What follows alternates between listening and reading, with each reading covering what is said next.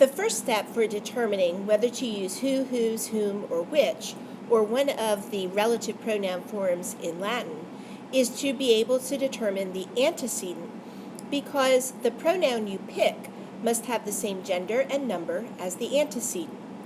You've already had lots of practice and have become experts at that. So what's next? First of all, we have to be able to find the relative clause in both English and Latin. The relative clause in English will always begin with a relative pronoun or a preposition followed by a relative pronoun.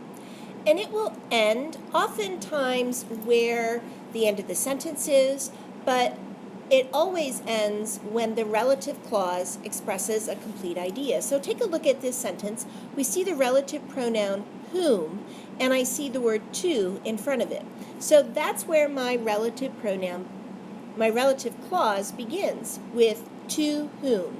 Now let's talk about where it ends. If I make it end at the end of the sentence, then that means that everything from to whom all the way to the period is the relative clause. And the part that's left over, the farmer, should be a complete sentence, but it's not. So my relative clause ends before the end of the sentence.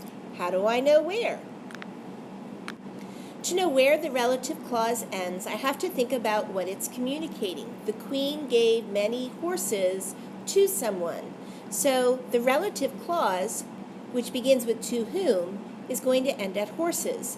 When I look at the words that are left over, the farmer now loves her, that expresses a complete idea. So I know I have found the complete relative clause.